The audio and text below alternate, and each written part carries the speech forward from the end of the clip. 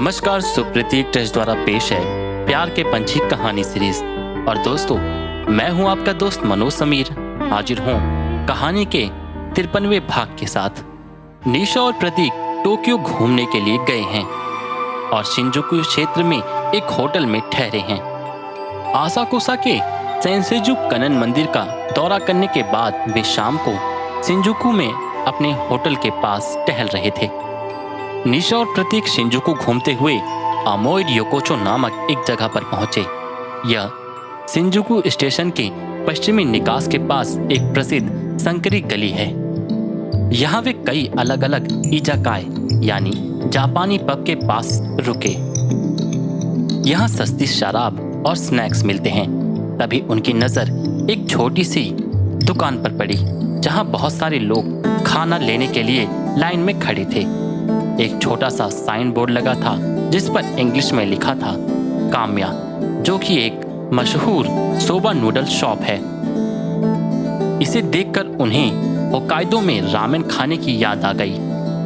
निशा और प्रतीक को काफी भूख लगी थी, तो वो अंदर जाकर सोबा नूडल खाने लगे। ये लगभग 10 सीटों वाली एक छोटी सी दुकान है, जहां 2 शेफ खाना बना रहे हैं और परोस रहे हैं।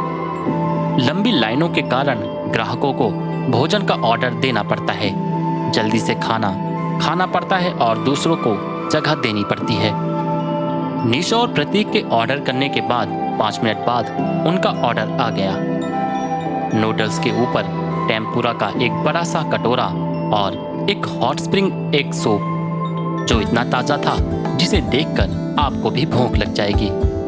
यहाँ भोजन उचित मूल्य पर मिलता है और सुगंध और स्वाद स्वर्गीय है। निशा और प्रतीक ने सोबा खाने का मजा लिया। निशा शेफ से सोबा और अन्य नूडल्स के बारे में और बात करना चाहती थी। शेफ ने उन्हें अगली सुबह एक नूडल फैक्ट्री में जाने के लिए आमंत्रित किया। सोबा खाने के बाद वे शहर के केंद्र में टोक्यो के जीवंत एंटरटेनमेंट डिस्ट्रिक्ट के काबुकीचो क्षेत्र में चले गए। काबुकीचो बाजार और नाइट लाइफ को देखकर उन्हें एक अलग अनुभव हुआ, और यह टोक्यो का मनोरंजन केंद्र है।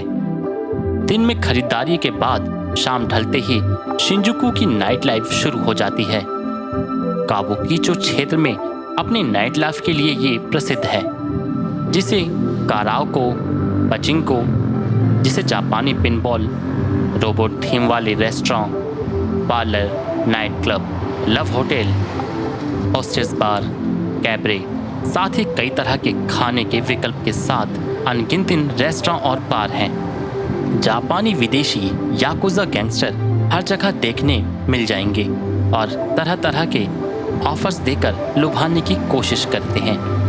फिर भी आप यहाँ पर खुद को बहुत ही सेफ महसूस करते हैं, यहाँ तक कि देर रात में भी। धुएं से भरे पब, स्नैक्स बार की खुशबू, खाने की महक, लालटेन की रोशनी में गलियां और रॉक बैंड म्यूजिक, ऐसा माहौल था कि निशा और प्रतीक का दिल जीत लिया। यहाँ इतनी सारी दुकानें हैं, इतने रेस्टोरेंट, इतने ऑप्शंस और इतनी रोशनी है कि दिल खुश हो जाए। जापानी और विदेशी लोग यहाँ घूमते नजर आते हैं। रात भर घूमने के बाद भी भले ही कितने ही थकान हो जाए, आपका मन यहाँ से जाने को नहीं करेगा। हालांकि निशा और प्रतीक का मन जाने के लिए नहीं कर रहा था, लेकिन वो थक चुके थे और उन्होंने शिंजुकू स्टेशन के पास अपने होटल में लौटने का फैसला किया। अगली सुबह वो शेफ के निमंत्रण के अनुसार नूडल फैक्ट्री जाएंगे। दोस्तों, आज का एपिसोड यहीं समाप्त होता है। हम फिर मिलेंगे और जानेंगे सोबा, उदोन, रामेन, नूडल के बारे में। तो मिलते हैं अगले एपिसोड में।